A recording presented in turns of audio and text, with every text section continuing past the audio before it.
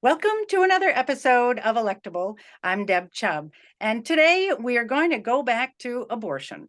This needs to be talked about much more than it is, and I have one of the best experts on that subject with me today. So thank you so much for joining me. So this is Dr. Katie McHugh, and Dr. McHugh is a professional abortion provider and really focuses on that sort of care. And so, Dr. McHugh, I think it is so important to share the story of why you became an abortion provider. Can you give us a little background about that? And I just think that's such an amazing story. I would love to. And thank you so much for having me on. I did not go to medical school thinking I would be an abortion care provider. There are people that do, and I think that that is amazing that they have that foresight. But I just wanted to be a doctor, and I didn't even know I wanted to be an OBGYN. I fell into love with OBGYN as a first year medical student. I had the good fortune of shadowing on a labor and delivery shift and saw babies being born and thought, I cannot believe they would pay people to do this amazing job. This is definitely what I want to do with my life.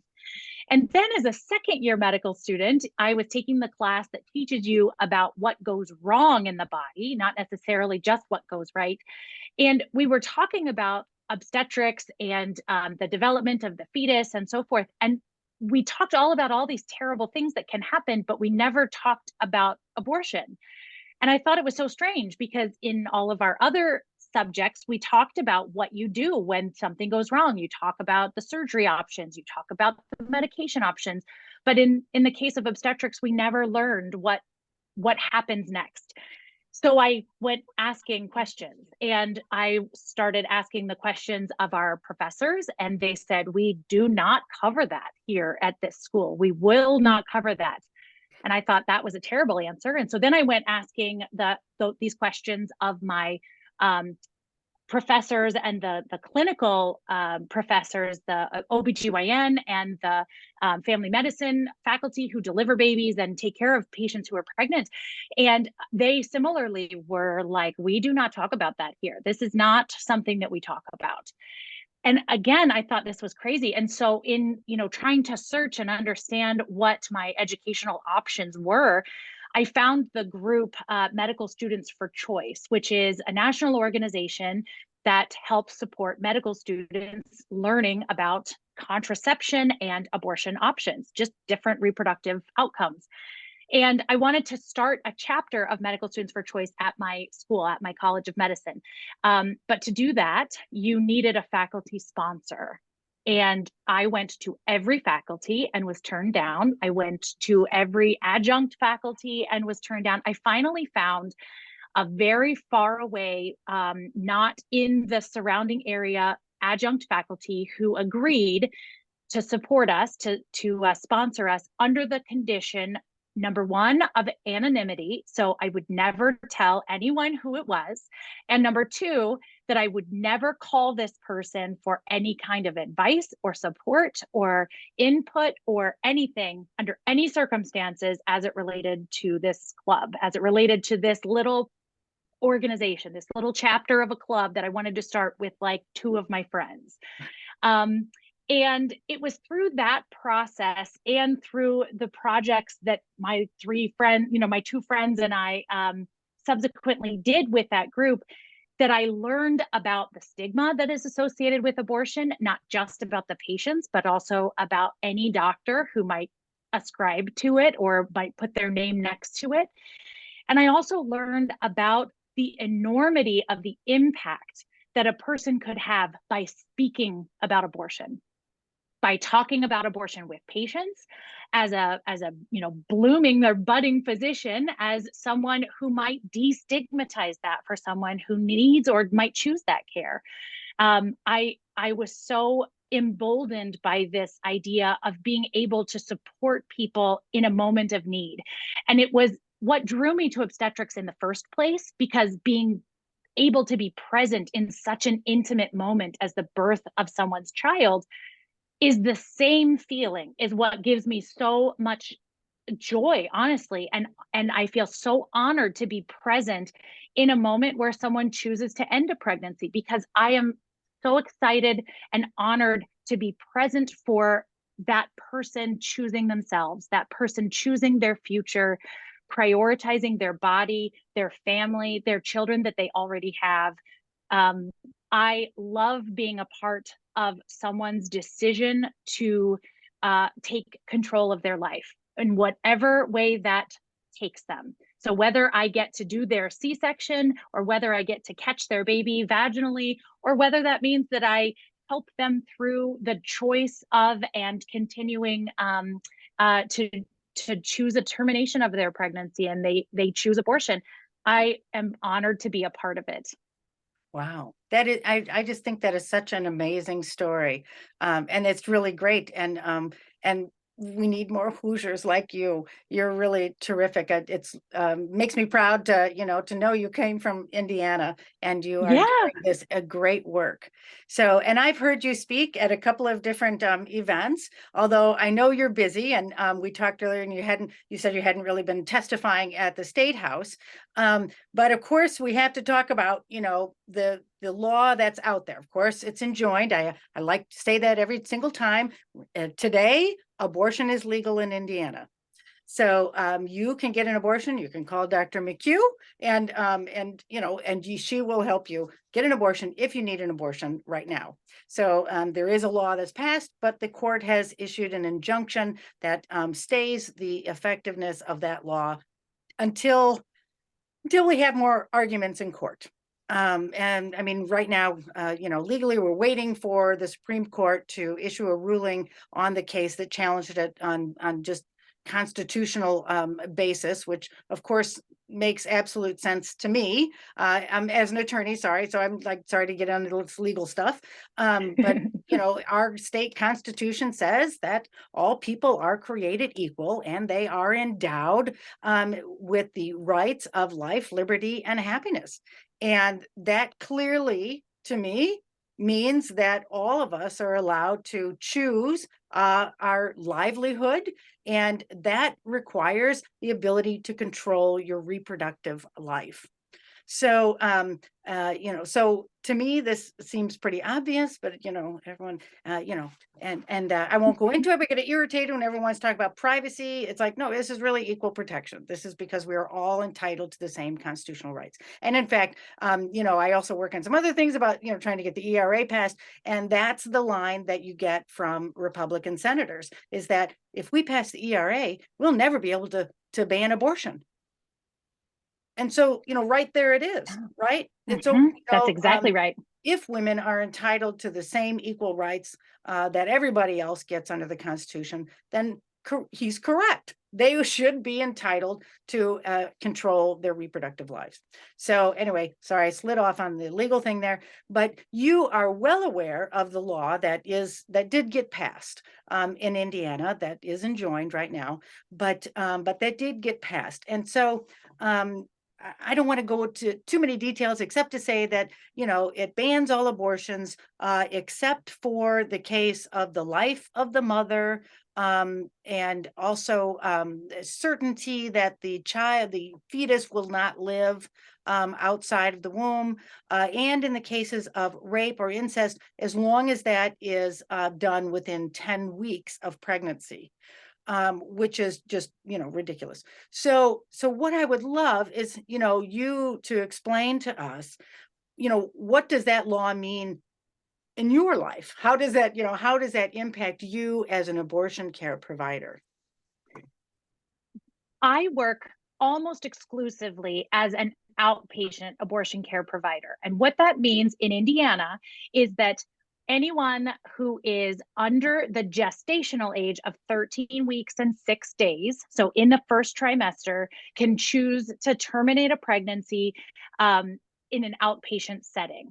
We know from decades and decades and decades of medical literature and scientific studies that outpatient care is absolutely safe, it is absolutely appropriate, and it is absolutely safe and appropriate much later than first trimester. But in Indiana, that is our legal restriction.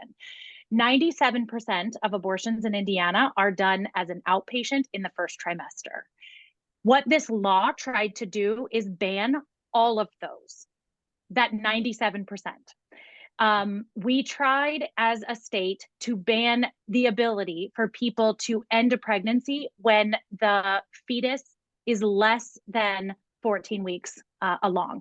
And what that means is you are at least 8 to 10 weeks from even considering a viable fetus that could potentially live outside of a pregnant person. You are many, many months from a quote unquote normal delivery, a delivery that would be uncomplicated, that a baby would go home with you in a couple of days. You are many, many months from that.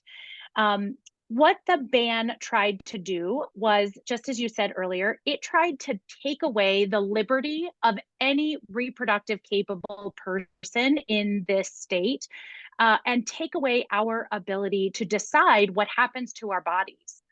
That is the definition of freedom, is deciding what happens to our bodies. If I decide that I want to walk down the street and cross the street at some junction that is not an intersection, that is my liberty. It may be illegal, but that is my choice. It is taking away our literal choice to be able to do with our bodies what we want, and to make decisions that we know best, for our families, for our futures, for our careers. Take those away from us and force us to continue pregnancies that we did not, we don't necessarily want to continue. Sometimes we did not choose to get pregnant in the first place. Sometimes these pregnancies are the result of a failure of contraception. Birth control pills fail. Contraception fails. We know that. These are laws that are so oppressive, and they are so simple in their attack of our literal equality, our literal ability to live a life equal to that of our human race colleagues who do not have a uterus. These people have an agenda to oppress the reproductive capable population, most of whom are women and women presenting, and we must stand up in opposition to that. That's amazing. So, well, so right now you're busier than ever, and tell us what that's like. I mean, what kind of experience is it to work with women who, have made this, well thought out decision? Women, women don't do this, in the spur of the moment. They don't do it whimsically. Women make these decisions with all kinds of other people in mind. Their families, their children, their ability to earn a living, all of those decisions. So, I mean, can you give us a little bit of the flavor of how it is to work with women in those situations? Yeah, that's really well put, how you framed that, because it is not always, sometimes people think of this as the most difficult decision someone will ever make. That is often not true. It may be a challenging decision. It may be a moment that they think of deeply, but it is not always difficult. In fact, most of the time, people say, I wish I didn't have to make this decision, but it's the only right choice. It's the only choice that I can make right now. And I'm like, I respect you, and I believe you that you know your life and your body better than I do. Here are your options. This is what you can choose. My interactions with patients who come seeking abortion are very straightforward. I make sure that patients are making this decision having thought through all their options and having looked into resources that may change their mind. Sometimes that means talking about adoption. Sometimes that means talking about resources that can help them with diapers or formula or supply. Sometimes if it's a simple matter of supplies, I am the first one to say, oh, hang on, I have a list of things that might be helpful. And sometimes it's talking through what abortion looks like, whether they are candidates for a medical abortion or surgical abortion, or if they need to leave the state because of our state restrictions. So my interactions first focus on making sure they have made a decision that is thoughtful. And second, to make sure that they have made the decision and they are not being coerced into this or not being pressured in any way. And then I follow their lead. I use my expertise and my medical knowledge to offer them what is safe for them and offer what will be most appropriate for their health care concerns and taking into account their medical and surgical history. And then I provide whatever care they choose, whatever is most appropriate for them that they choose for their life and their body. My interaction with patients over the last year has been an incredible shift, though, I will say. So, this time last year, when I was taking care of patients and I would interact with someone, we would chat about the patient's children, we would talk about their drive, we would talk about the weather, we would talk about what they were going to eat after they left me, we would just chit chat. Now, almost every patient wants to talk about the law. Every patient wants to talk about the impact. Every patient wants to say, I can't believe that they wanted to make this illegal. I can't believe that easy 4-minute procedure they want to make illegal and they make this huge fuss about. I can't believe that this one pill that you're sliding across the table to me is the source of a national court case and all this national news. It's one pill. So almost every patient now wants to talk about the global impact, the larger picture. People are paying attention in ways that they never did in my professional experience. And this is, it's exciting for me, but it is also so tragic that politics needles and noses their way into the room where it really should be a private moment with a patient and their doctor. And instead, we're inviting the Supreme Court of Indiana and the United States Supreme Court and the random Texas Trump appointed judge and all these random lawyers and people into this room. My rooms are quite small. There is not room for all of these people. It's just room enough for me and a patient, and that's all we need. And that is as it should be. So can we talk a little bit about the medication abortion? So I had read that like over half of abortions are completed using the medication. So the 2 pills. And so you take one and then like a few hours later, you take another pill. And is that right? And so that's exactly right. Yeah. And so now the case is that the argument is that the FDA, who approved this 20 years ago, has done something wrong and it should not be approved. Which is just, I don't know, of course it's just ludicrous. I mean, do you use the medication abortion pills for your patients as well? Yes, absolutely.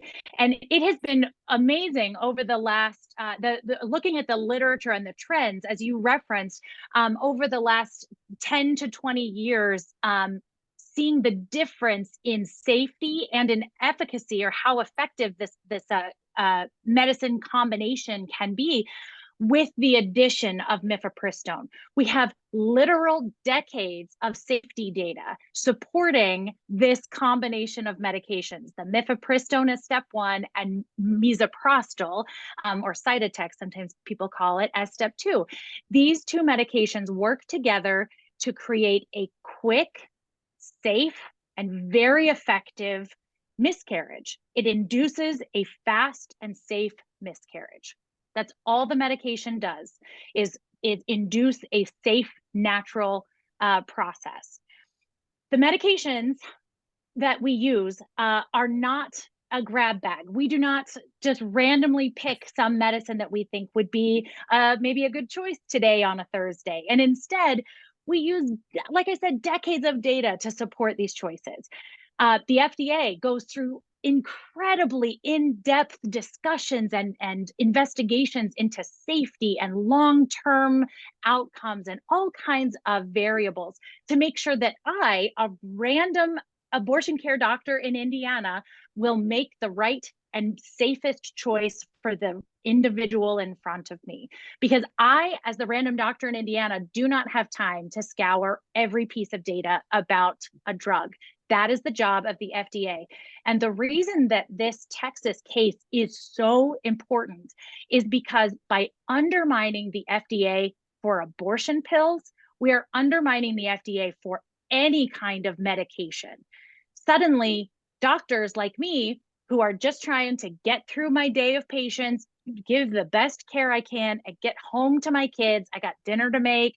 We have soccer practice to get to. There's drama later. Like, we have things to do. I need to be able to trust the FDA when they tell me that these are the right medications for the job that I need it to do. And if a random judge in Texas can tell the FDA that they can no longer make the most evidence-based guidelines, what am I supposed to do as a doctor?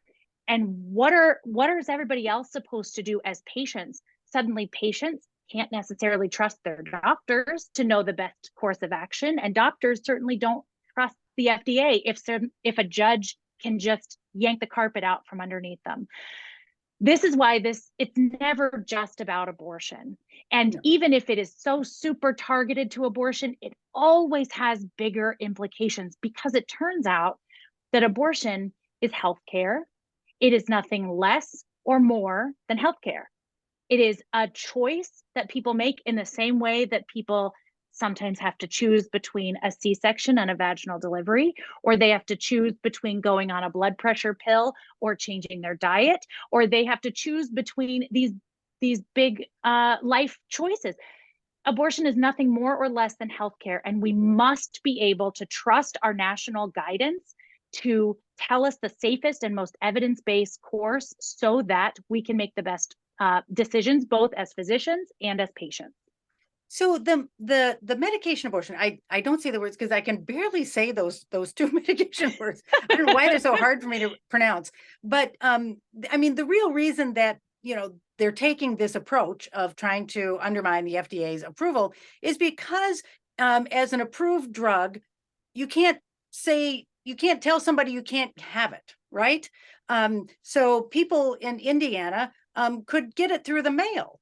And so I think there was no other way to cut off access, I think, to that medication abortion system without going this route. I mean, it's of course it's a desperate, Hail Mary. So presuming this fails, then so let's say the case fails and they do not take these two pills away from approval.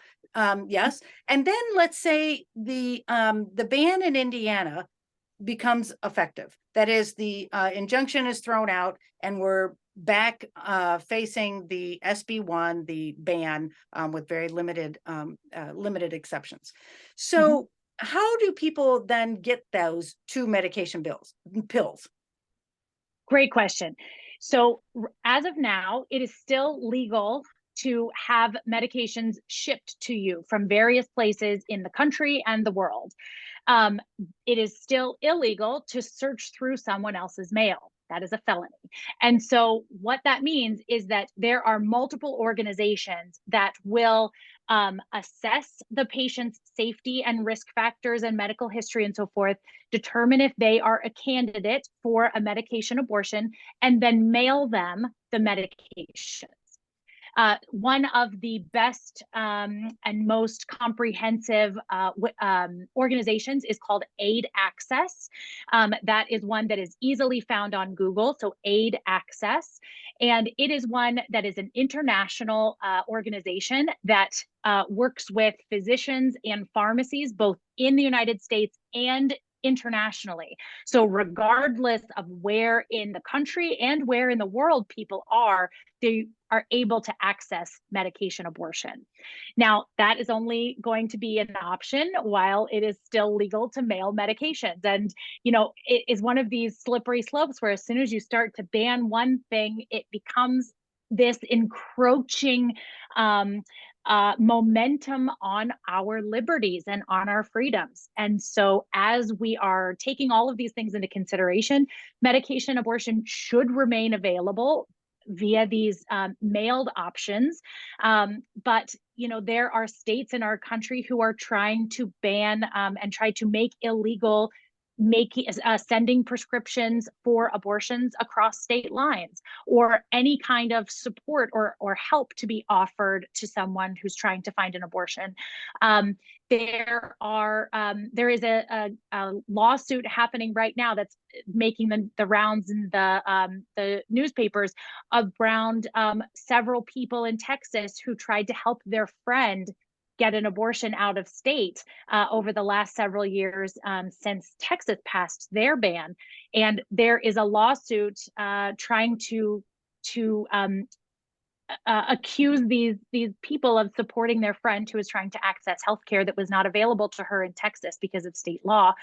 So these are not inconsequential considerations when we are thinking about the impact of all of these incremental bans and laws and rulings.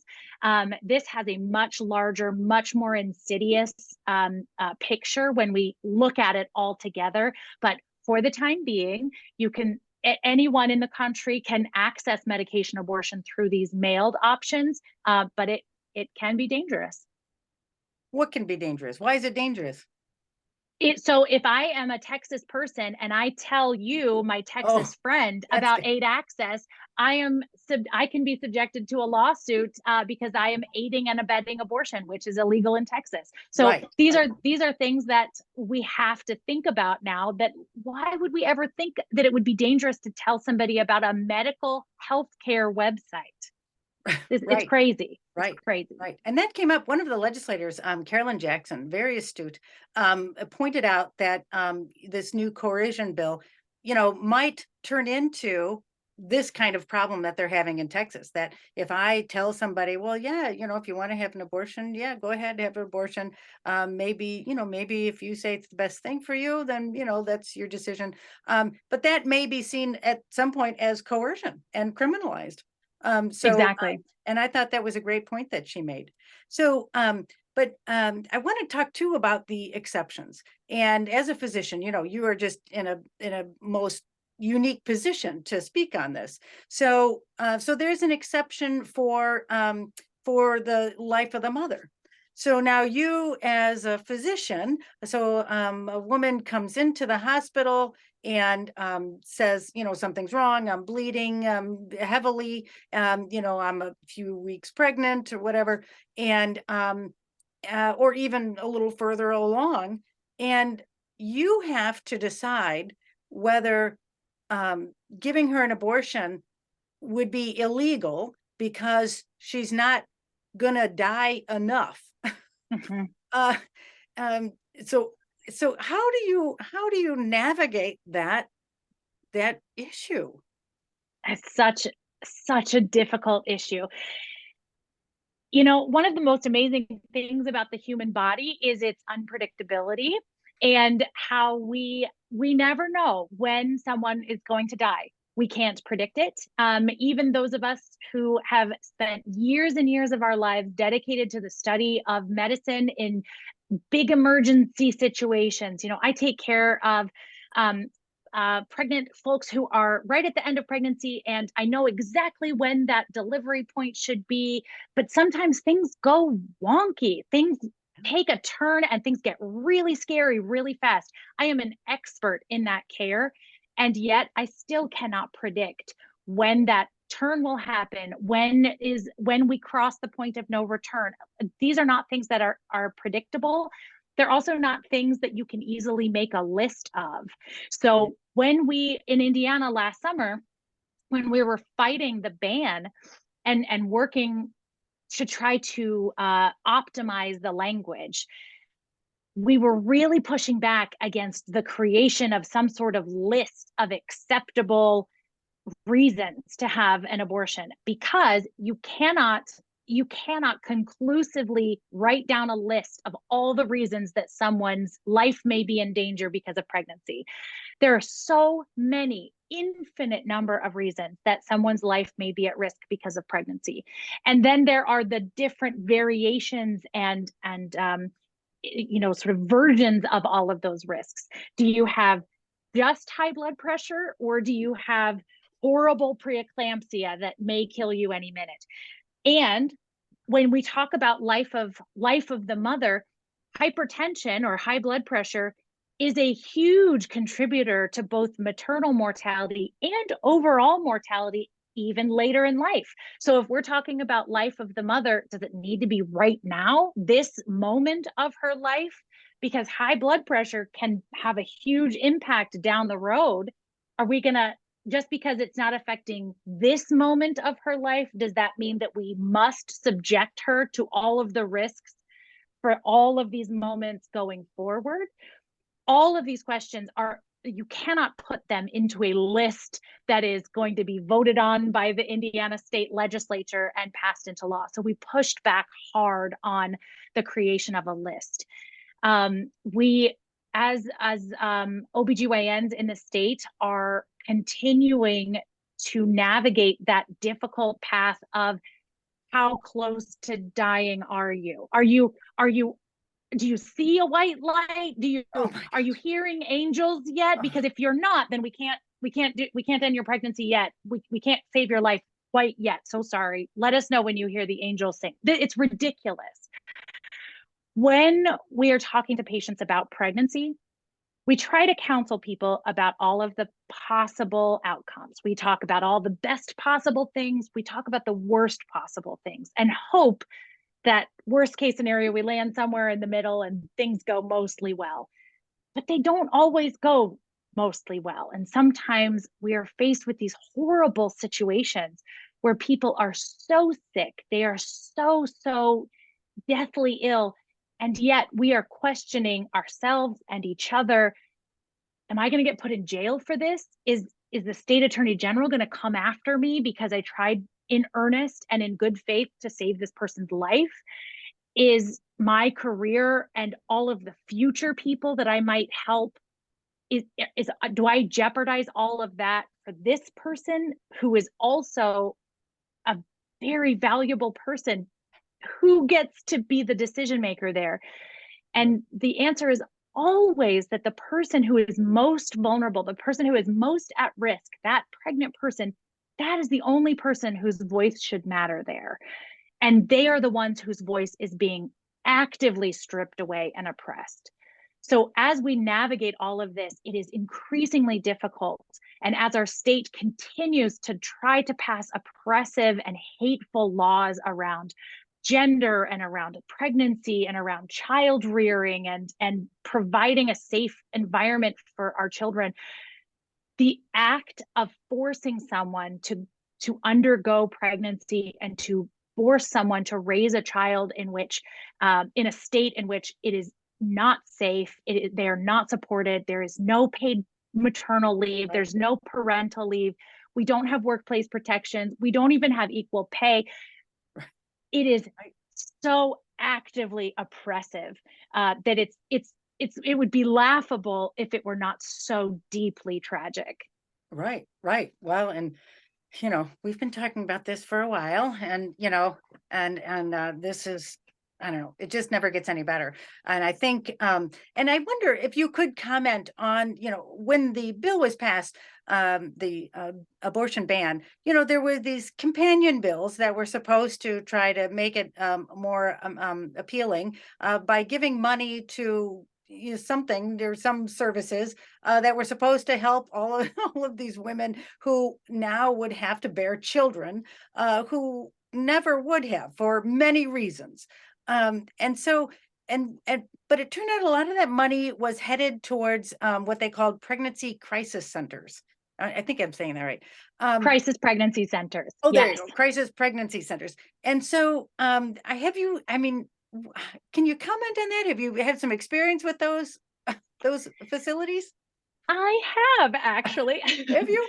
Crisis pregnancy centers are locations, I will not call them clinics because they do not provide medical care. They are centers, I guess, for lack of a better term, that have one single goal, and that is to talk people out of abortion. They do not provide any medical care because they can't. They are not licensed medical facilities. They do not have anyone on staff or on site who is licensed to provide care. And the care that they provide, or the care that they claim to provide, is either pregnancy tests, which you could theoretically get most places, but it costs money, and ultrasound. Sometimes they advertise free ultrasounds. Now, the reason that that is so misleading and so alarming is that you have untrained people. You have people that just kind of walk in off the street and say, I don't believe in abortion and I want to be in the fight against abortion. And they just hand them a transvaginal ultrasound probe to insert into people's vaginas and look, and then they talk about how cute the baby is. This is what a crisis pregnancy center is. They provide, quote, free ultrasounds, but these people are not trained in ultrasonography. They are not trained to assess whether a pregnancy is safe or viable. They cannot spot an ectopic pregnancy, which is in fact a pregnancy, but it is not compatible with continuing a pregnancy, with having a live baby. This is life-threatening for the person who's found themselves pregnant.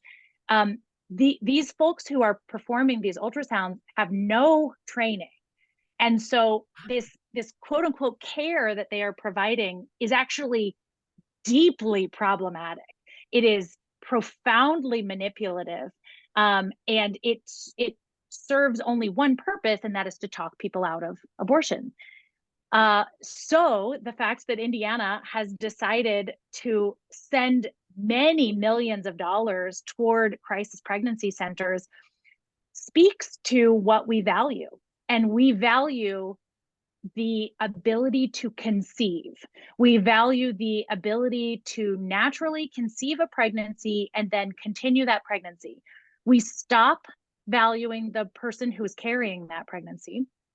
We do not value them enough to pay for them to be off of work to care for a new baby.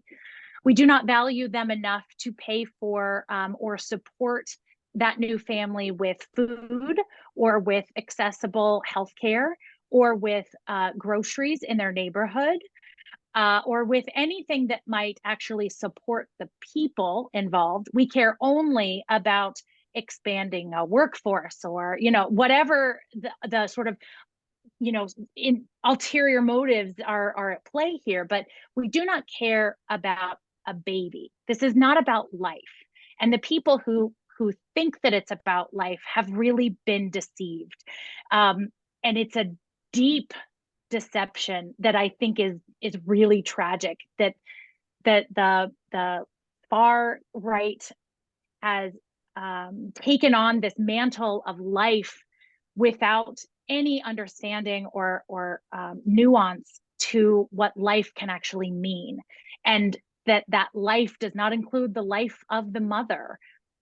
How could we possibly ask someone to continue a life-threatening pregnancy for a potential life or for a potential person when the person who must continue this pregnancy's life will change and will potentially end as a result of it?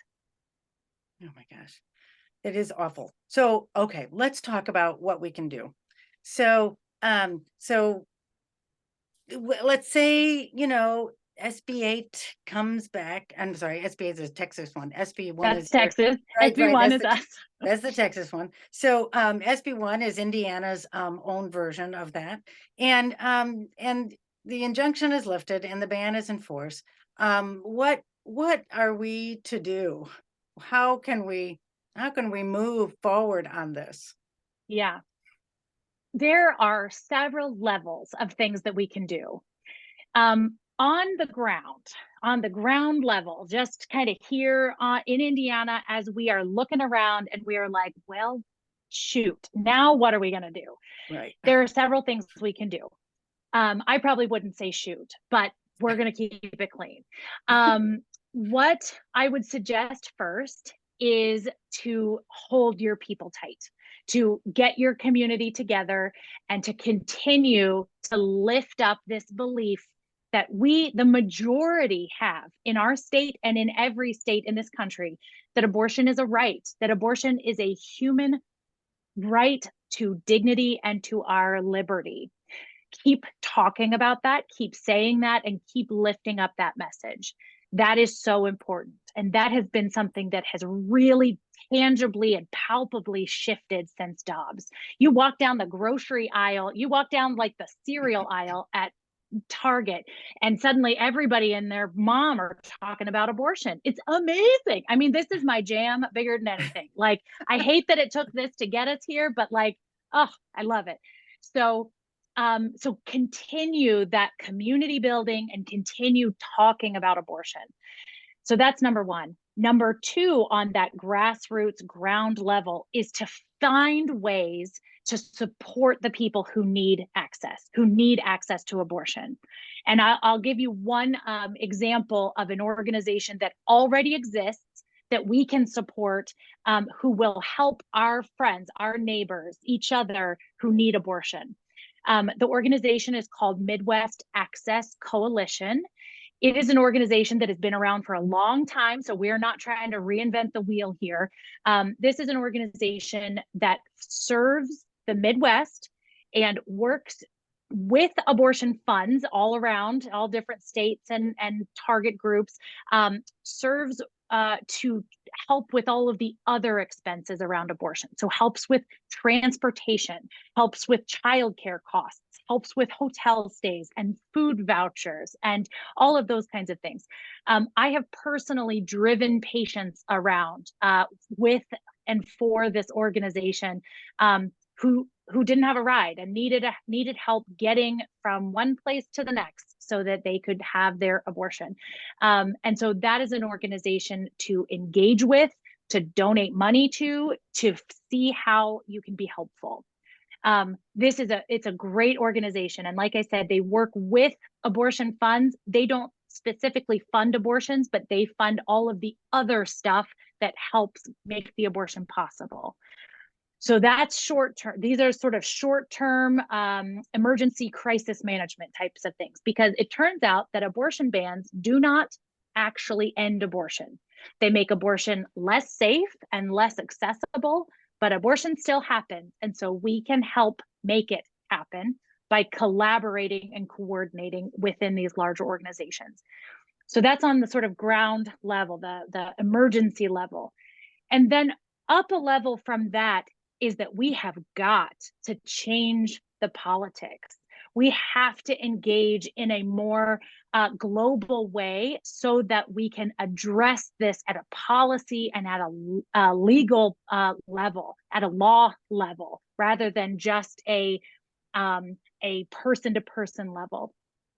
One opportunity that you might decide to engage with is an organization that just recently started, actually in January, on what would have been the 50th anniversary of Roe v. Wade, called Our Choice Coalition, PAC. And a PAC is a political action committee, and it is an organization that helps to raise funds and organize those funds around the election of whatever topic. And this one in particular is around electing pro-choice candidates. Very, very targeted. We have Republican PACs and we have Democratic PACs and we have, blue-eyed PACs and we have all kinds of different PACs. But this one in particular is all about electing candidates who will defend and aggressively reinstate our right to our own bodies and our own freedoms through abortion access and care. So Our Choice Coalition, PAC, is another opportunity to engage with, whether it is financially, if you have those means and resources, or whether that's volunteering, and even just learning about your candidates from that organization. This is another way that we can change the course of our state. Hoosiers do not deserve this oppression. We don't deserve it. No one deserves it, but we didn't ask for this by electing Republican candidates. We didn't want this. And we know with polling and with the outpouring of opposition to SB1 from last summer continuing to now, we know that this is not the mandate of the public. We know that this is not what the majority wants. And we must demand that that change. We must demand that our elected officials and representatives actually represent what the majority of us know to be true, which is that we control our own futures and our own bodies. Yeah, I have to agree. I mean, I think that, women are an oppressed constituency and they need to start acting like it. Um, I think, um, Yes. I think there are too many women who do not understand the gravity of this situation. This isn't about life, as you say. This isn't about health. It's about oppressing women. Um, it's a power thing, and women as a group need to be together and need to stick together on this. That is exactly right. Yeah. I'm not sure, and as you know, well, you probably don't know much about the Indiana WAM, our Indiana Women's Action Movement, also a PAC, also supports only pro-choice candidates. But we do more training. We support candidates in a little more intensively. I think our Choice Coalition is intended to just pass money along to those candidates, which is great. And we do some more training because we want more women to be represented in the state house. Because we know that women as a constituency will continue to be oppressed until there is fair representation in the state house. So that's kind of our approach, and we will be keeping at it as well. And we do need to get more women and pro-choice women elected to the state house.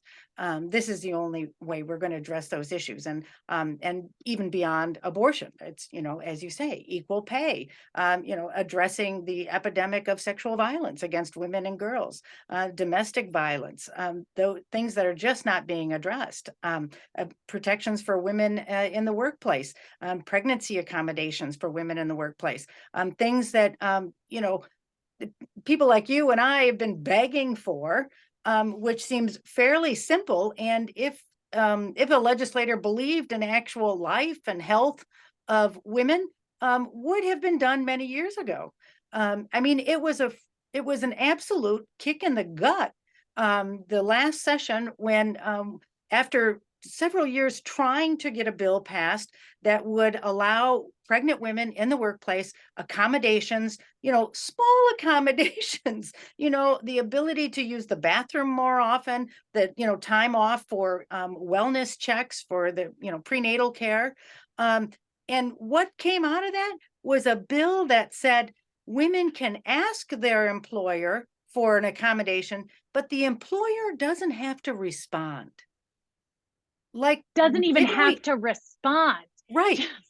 I mean, don't we already have that? I mean, it was just a kick in the face, honestly.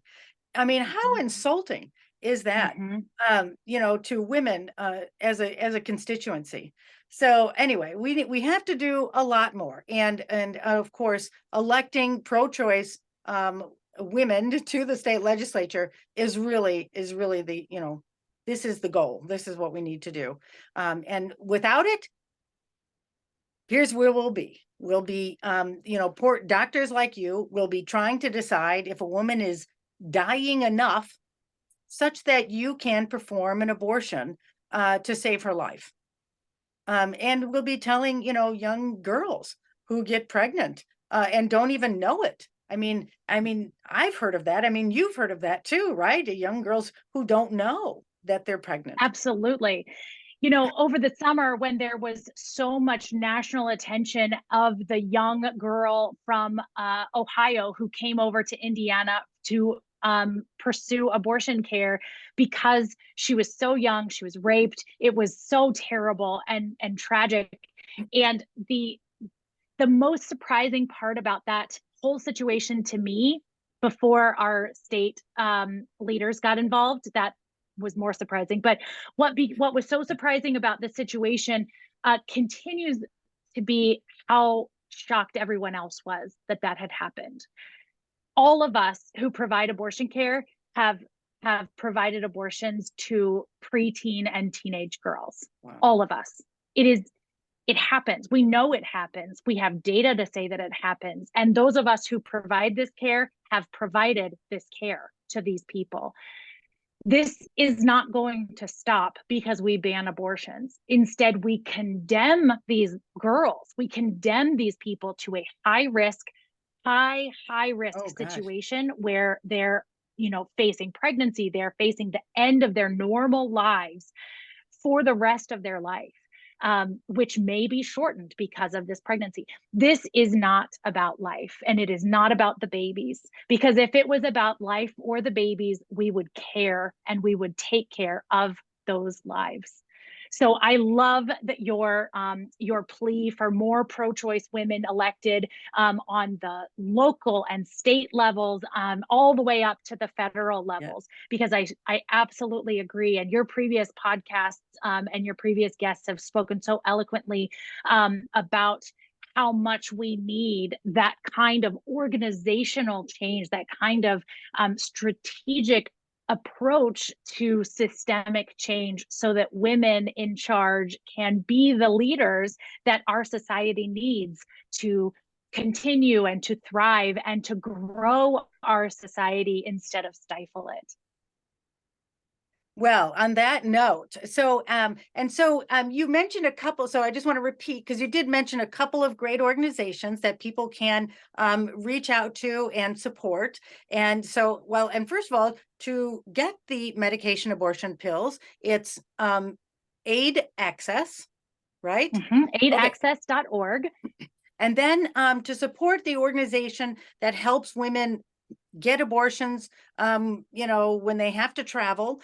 That is, say it again. I don't want to say it wrong. Midwest Access Coalition, and that's we'll have to Google that. I should have done that ahead of time. I just was not thinking, but I think it's so if you Google Midwest Access Coalition, it's the first thing that pops up. I think it's midwestaccess.org, but I'm not 100% sure on that. Okay, great.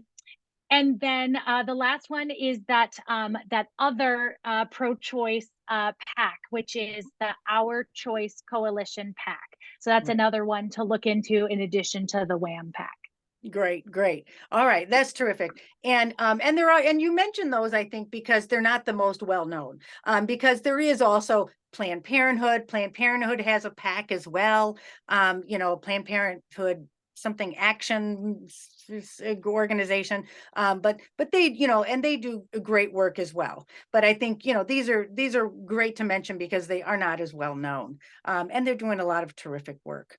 So thank you for bringing all of this great information to us. And I just, again, I'm so proud to have you as a Hoosier, someone with your passion and your skill and your persistence to stay with this under all of these circumstances. So thank you for that, for all that work that you are doing. Thank you for the work that you're doing and this amazing podcast and all of your amazing guests. You are doing the real work here by getting all of the information out and getting people educated and spreading resources out.